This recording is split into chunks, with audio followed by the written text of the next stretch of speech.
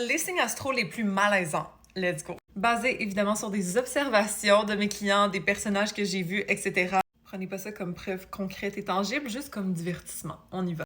Ok, controversé, mais les lions peuvent être tellement malaisants des fois. Pensez à Michael Scott dans The Office. Ok, ça là pour moi c'est un lion caricaturé quand il est malaisant. Genre qui va dramatiser les choses pour se rendre intéressant, qui va vouloir l'attention, mais d'une façon comme sans tact. Un autre exemple de lion malaisant, c'est J-Lo. Lorsqu'elle a comme empiré un peu ses cheveux, comment elle était dans le Bronx, puis elle se regardait, puis c'est comme tellement épique, tellement dramatique que dans le fond, c'est comme juste pour vrai malaisant. Si vous me connaissez, vous savez que j'adore les lions. Mais ils ont leur côté de se prendre au sérieux puis d'être vraiment into themselves, qui parfois, oui, peut être malaisant.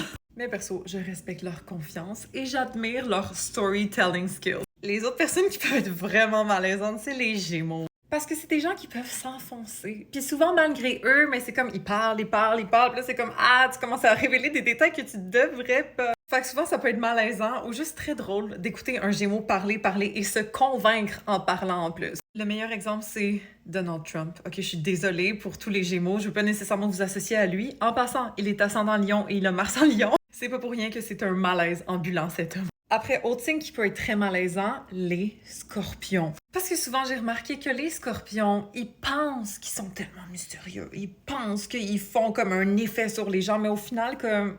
calme-toi.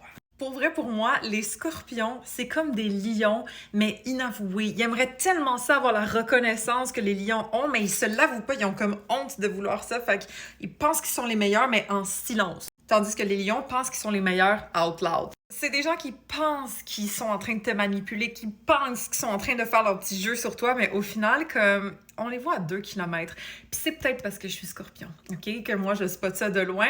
Donc peut-être que ça marche sur d'autres personnes, mais moi, sérieux, là, ouf. Je vois un scorpion de loin, je comprends son jeu, next. Puis juste une mention spéciale aux Capricornes, pour terminer, simplement parce que les Capricornes, c'est comme des bâtons rigides. Demande à un Capricorne de juste danser, demande à un Capricorne de prendre une photo de lui, puis tu vas voir à quel point il est juste rigide. Mais moi, je trouve ça drôle de eux. Je trouve qu'ils ont un humour pince sans rire. Je trouve qu'il y a un petit côté comme awkward que j'aime.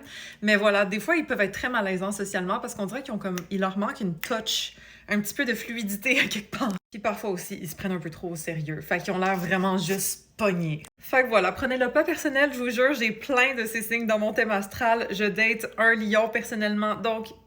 je suis curieuse de savoir les signes que vous trouvez le plus malaisants en commentaire, puis follow pour plus d'astro.